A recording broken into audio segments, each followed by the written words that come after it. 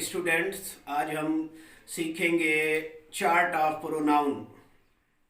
Tense की शुरुआत से पहले चार्ट ऑफ प्रोनाउन या प्रोनाउन की काइंड्स या हालतें, उसकी केसेस जो है समझना बहुत ज़रूरी है।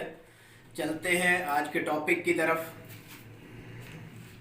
स्टूडेंट, चार्ट ऑफ प्रोनाउन देखें, ये पार्ट्स ऑफ स्पीच में भी हम समझ चुके हैं। एक दफ़ा दोबारा जो है मैं दोहरा देता हूँ। जो यूज़ होती है इनकी, सब्जेक्टिव केस सबसे पहले इस्तेमाल होती है फ़ाइली हालत। जुमले के शुरू में जो प्रोनाउन की हालतें इस्तेमाल होती हैं उनको हम सब्जेक्टिव केस या फ़ाइली हालत कहते हैं। नंबर 1, आई मीन मैं, वी हम, यू तुम, आप, दे वो जमा के लिए इस्तेमाल होता है, और ही वो मुज़क्कर के लिए इस्तेमाल होता है, शी वो मुअन्नस के लिए इस्तेमाल होता है, इट वो बेजान के लिए इस्तेमाल होता है। सिंधी में आऊं या मां, असां, असी, तव्हां, हू, हुआ, उहे ऐं हू बेजान जे लाइ इस्तेमाल थींदो आहे। देखिए स्टूडेंट, सेकंड इसकी हालत होती है पॉजेसिव केस। पॉजेसिव केस का मतलब होता है मिल्कियत वाली हालत, कब्जा या ताल्लुक को जो जाहिर करती है जो हालत प्रोनाउन की, उसको हम पॉजेसिव केस कहते हैं। अब आए है, आए की दूसरी हालत जो माए भी है और माइन भी है, ये दोनों जो है पॉजेसिव केस कहलाती है इसकी। माय मीन मेरा और माइन मीन भी मेरा, इनका यूज का फर्क होता है। जैसे दिस इज माय मार्कर, ये मेरा मार्कर है। दिस मार्कर इज माइन, इसका मतलब भी यही होगा ये मेरा मार्कर है। इनका यूज का फर्क है, मीनिंग इनकी यही रहेगी सेम, मेरा या मेरी। मी मीन मुझे।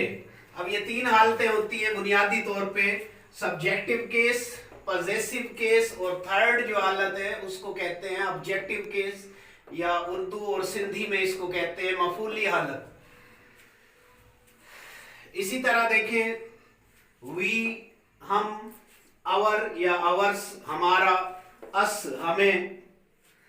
इस तरीके से यू आप, तुम, यूअर या यूअर्स तुम्हारा, यू तुम्हें। यू की देखें फर्स्ट हालत सब्जेक्टिव और ऑब्जेक्टिव दोनों सेम है, लेकिन मीनिंग में फर्क है। इसकी मीनिंग है तुम या आप, और इसका मतलब है तुम्हें। इसी तरीके से दे का मतलब वो जमा, इसकी दूसरी हालत देयर या देयर्स होगी, उनका या उन्हों का, और देम उन्हें। इसी तरह वो मुजक्कर हिज उसका, हिम उसे, ही हिज हिम, ये तीन तीन हालतें इनकी।